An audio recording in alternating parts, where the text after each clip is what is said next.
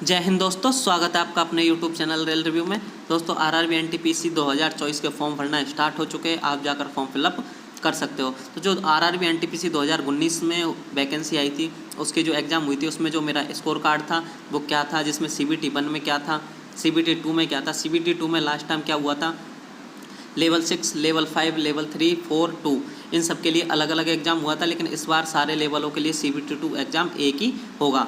और लास्ट में जो मेरा सिलेक्शन हुआ था, फाइनल स्टेशन मास्टर के रूप में सिलेक्शन हुआ था, जहाँ पे मैंने 1 साल काम किया। उसके बाद रिजाइन देकर अभी मैंने एज ए CMA ज्वाइन किया है। तो जो इस चैनल पर नए हैं वो इसको सब्सक्राइब कर सकते हैं। चलिए आइए वीडियो शुरू करते हैं। ये मेरा CBT 1 का स्कोर कार्ड है, जिसमें मेरा नाम, ये आरआरबी जिससे मैंने आरआरबी जो चूज की थी वो थी आरआरबी बेंगलोर। ये पोस्ट प्रेफरेंस थी। उसके बाद कितने नंबर का पेपर था, 100 नंबर का था, जिसमें 2 क्वेश्चन इग्नोर हुए थे। टोटल वैलिड क्वेश्चन 98 थे। मैंने जो क्वेश्चन अटैम्प्ट किए थे वो 96 किए थे, जिसमें मेरे करेक्ट आंसर 75 थे और इनकरेक्ट 19 थे। तो जो मेरे नंबर आए थे वो 68 आए थे, लेकिन अब 100 में देखे, क्योंकि 2 क्वेश्चन इग्नोर हुए थे, आउट ऑफ 100 देखे तो 70 नंबर का मेरा स्कोर था। तो जो नॉर्मलाइजेशन होने के बाद जो स्कोर हुआ था 85 हुआ था, क्योंकि लास्ट टाइम क्या हुआ था कि जो नॉर्मलाइजेशन सिर्फ CBT 1 में हुआ था, CBT 2 में किसी भी प्रकार का कोई नॉर्मलाइजेशन नहीं हुआ था। इस बार भी जो नॉर्मलाइजेशन होगा वो ओनली CBT 1 में होगा, अगर इन्होंने ऑल ओवर इंडिया की एग्ज़ाम एक साथ करवाई तो। अगर जोन वाइज एग्ज़ाम करवाई तो नॉर्मलाइजेशन होने के चांस नहीं है, लेकिन अगर ऑल ओवर इंडिया में करवाई तो नॉर्मलाइजेशन CBT 1 में होगा, CBT 2 में नहीं होगा। तो जो जिस एग्ज़ाम के लिए मैं क्वालिफाई हुआ था लेवल 2 में, CBT 2 में, वो थी लेवल 2, 3, 5, 6। जो आरआरबी बेंगलोर थी उससे लेवल 4 की कोई भी वैकेंसी नहीं थी, तो लेवल 2 की वैकेंसी थी, 3 की थी, 5 की थी, 6 की थी। तो मैं चारों लेवलों के लिए CBT 2 के लिए क्वालिफाई हुआ था। अब हम देखेंगे लेवल जो CBT 2 है उसके जो लेवल 6 है उसका स्कोर कार्ड। ये जो मेरे लेवल 6 का CBT 2 का स्कोर कार्ड है,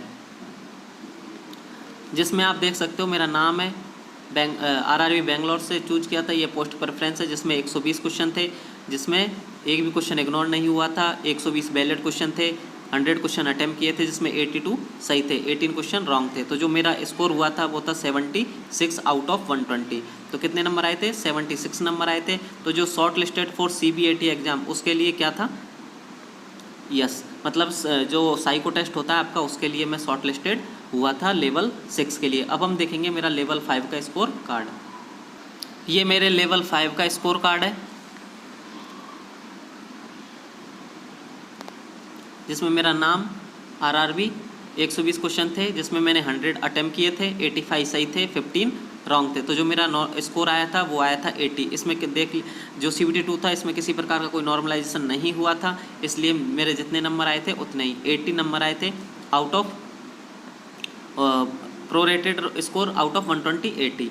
तो जो आपका टाइपिंग टेस्ट था उसके लिए मैं क्वालिफाई हुआ था, तो टाइपिंग टेस्ट के लिए क्वालिफाई हुआ था।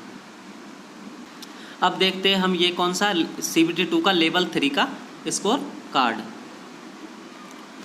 जिसमें नाम आरआरबी, जिसमें क्वेश्चन कितने थे 120, इग्नोर क्वेश्चन कितना हुआ था, एक वैलिड क्वेश्चन कितने थे 119, 105 अटैम्प्ट किए थे, 88 सही थे, जिसमें से जो इनकरेक्ट कितने थे 16। जो मेरे नंबर आए थे 82 और 120 में से कितने आए थे 83। तो लेवल 3 में जो मेरा स्कोर था वो 80.36135 था। अब हम लेवल 2 का स्कोर कार्ड, और जो लेवल 3 था उसमें किसी भी प्रकार का कोई टाइपिंग टेस्ट नहीं था, इसलिए इसमें टाइपिंग टेस्ट से रिलेटेड कोई बातें नहीं की गई है। अब हम देखते हैं लेवल 2 का। ये है मेरे लेवल 2 का स्कोर कार्ड CBT 2 का, जिसमें नाम आरआरबी, ये पोस्ट प्रेफरेंस थी, 120 क्वेश्चन थे, एक इग्नोर हुआ था, 119, 108 क्वेश्चन अटैम्प्ट किए थे, 82 सही थे, जिसमें से 25 रॉन्ग थे। जो मेरा स्कोर हुआ था वो 73 था आउट ऑफ 190, 119। अब जो प्रोरेटेड मार्क थे मेरे वो 74 थे आउट ऑफ 120। तो जो मेरा स्कोर हुआ था वो 74 हुआ था। लेवल 2 में टाइपिंग टेस्ट था, इसलिए जो टाइपिंग टेस्ट था उसके लिए मैं क्वालिफाई नहीं कर पाया था CBT 2 में। तो जो CBT 2 में लेवल 2 था उसका टाइपिंग टेस्ट के लिए जो कैंडिडेट 8 उन्हें शॉर्ट लिस्टेड किए गए थे उस सब के लिए मैं क्वालिफाई नहीं कर पाया था। तो अब हम देखेंगे जो लेवल 6 है उसके साइको टेस्ट का स्कोर कार्ड। तो ये साइको टेस्ट का स्कोर कार्ड है जिसमें मेरा नाम है, आरआरबी है। अब जो साइको टेस्ट होता है वो 5 बैटरियों में होता है, जिसमें जो पर्सनैलिटी टेस्ट होता है वो factor G, factor Q 2 factor में होता है, जिसका जो टी स्कोर है वो भी 2 तरह से कैलकुलेट किया जाता है, जिसमें आपका अपर लेवल होगा, लोअर लेवल होगा। आपको अपर लेवल से ऊपर जाओगे तो भी आप फेल हो जाओगे पर्सनैलिटी टेस्ट में, और लोअर लेवल से नीचे जाओगे तो भी फेल हो जाओगे। अपर लेवल और लोअर लेवल क्या है, ये आपका कॉन्फिडेंस लेवल है, तो आपको बीच में रहना है, तो आप पर्सनैलिटी टेस्ट में पास कर जाओगे। जो मैक्सिमम कैंडिडेट फेल होते हैं वो इसी पर्सनैलिटी टेस्ट में होते हैं। अब कौन कौन से टेस्ट हुए थे, एक तो आपका इंटेलिजेंस टेस्ट था, सेलेक्टिव अटेंशन टेस्ट था, स्पेशल स्कैनिंग टेस्ट था, इंफॉर्मेशन ऑर्डरिंग टेस्ट था, और पर्सनैलिटी टेस्ट था। पर्सनैलिटी टेस्ट में फैक्टर जी था, फैक्टर क्यू था। अब ये देखिए फैक्टर जी में मेरे नंबर आए, मेरा जो टी स्कोर था वो 43.24740 था। और जो पर्सनैलिटी जो ये साइको टेस्ट होता है उसमें किसी भी टेस्ट में आपको क्वालिफाई करने के लिए मिनिमम 42 टी स्कोर करना रहता है। अगर इससे कम आप करोगे तो आप फेल हो जाओगे। तो ये मान लीजिए 1.5 टी स्कोर से मैं बाहर होने से बच गया, वरना मैं जो पर्सनैलिटी टेस्ट का फैक्टर जी था जिसमें बाहर हो जाता, बाकी सब में ठीक नंबर आए हैं। तो जो पर्सनैलिटी टेस्ट है उसमें हमेशा नंबर कम आते हैं और इसमें फेल होने के चांस कैंडिडेट के ज़्यादा होते हैं। तो और जो साइको टेस्ट है इससे रिलेटेड मैंने एक वीडियो बनाया जिसका लिंक मैं आपको डिस्क्रिप्शन दे दूँगा, उसमें सारी डिटेल है। तो जो साइको टेस्ट से रिलेटेड जितने भी आपके कन्फ्यूजन है वो सारे उसको देखने के बाद दूर हो जाएंगे।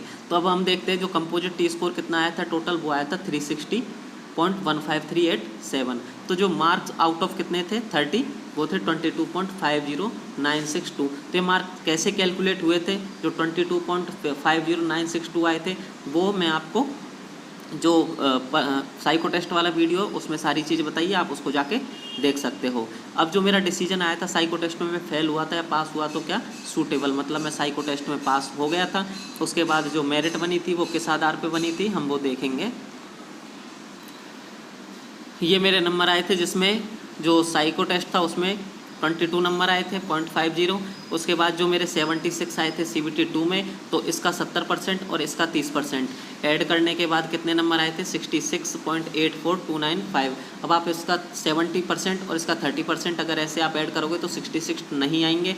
तो इनका कैसे जो 70% लिया जाता है, कैसे 30% लिया जाता है, वो मैंने आपको जो साइको टेस्ट वाला वीडियो है उसमें सारी चीज़ें बताई है, तो आप उसको जाके ज़रूर देखिए। तो ये मेरा 66 आपका मेरा जो लास्ट में जो डॉक्यूमेंट वेरिफिकेशन और मेडिकल के लिए जो स्कोर था वो ये था। इसके बाद मुझे डॉक्यूमेंट वेरिफिकेशन और मेडिकल के लिए बुलाया गया था, जिसमें मैं जो A2 मेडिकल था उसमें पास हुआ। उसके बाद जो स्टेशन मास्टर पोस्ट है वो अलॉट हो गई। अब हम देखते हैं जो मेरा टाइपिंग का स्कोर कार्ड था, अब उसको देखते हैं। ये मेरा टाइपिंग का स्कोर कार्ड है जिसमें नाम RRB, मैंने जो टाइपिंग के लिए इंग्लिश लैंग्वेज चूज की थी वो थी इंग्लिश, और क्वालिफाइंग स्टेटस क्या था, क्वालिफाइड, मतलब मैं टाइपिंग में क्वालिफाई हो गया था। लेकिन पहले क्या था कि पहले लेवल 6 का जो रिजल्ट आएगा, जो लेवल 6 में पास हो गया, जिसका जो कट ऑफ है वो लेवल 6 से क्वालिफाई कर गई, मेडिकल में भी पास हो गया तो उसको लेवल 6 की पोस्ट दी जाएगी। अगर वो लेवल 6 में पास नहीं होगा तो उसे लेवल 5 की पोस्ट दी जाएगी। तो हमारा था वो लेवल 6 में हम क्वालिफाई हो गए थे, तो हमें लेवल 6 की पोस्ट यानी स्टेशन मास्टर की पोस्ट अलॉट कर दी। तो अगर उसमें नहीं होते तो जो टाइपिंग वाली पोस्टें थी वो टाइपिंग वाली पोस्टें मिल जाती। जो रेलवे में जो टाइपिंग होती है, चाहे वो इंग्लिश की हो चाहे हिंदी की हो, वो थोड़ी टफ होती है, तो इसमें पास होना थोड़ा सा मुश्किल है। इसलिए आप टाइपिंग की प्रैक्टिस अभी से करोगे तो आप पास हो पाओगे, अगर अभी से नहीं करोगे तो पास नहीं हो पाओगे। चाहे इसमें जो रेलवे में जो टाइपिंग की जो स्पीड मांगी जाती है वो हिंदी में 25 वर्ड पर मिनट और इंग्लिश में 30 वर्ड पर मिनट मांगी जाती है, लेकिन SSC की तुलना में टफ है। चाहे SSC में 35 वर्ड पर मिनट टाइपिंग की स्पीड मांगी जाती है, क्योंकि इसमें जो बैक स्पेस का ऑप्शन है वो काम नहीं करता है। इसलिए एक बार जो आपने वर्ड टाइप कर दिया वो टाइप कर दिया, चाहे गलत हो चाहे सही हो।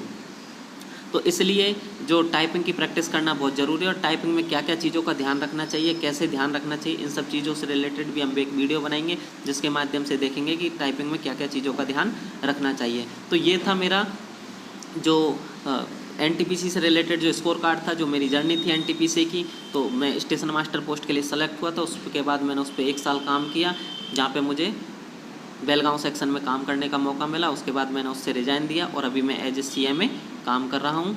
तो ये मेरा स्कोर कार्ड था। इससे स्कोर कार्ड से रिलेटेड भी आपको अगर किसी प्रकार कोई क्वेरी तो आप कमेंट सेक्शन में पूछ सकते हैं। इसी के साथ मिलते हैं किसी नेक्स्ट वीडियो में। धन्यवाद दोस्तों।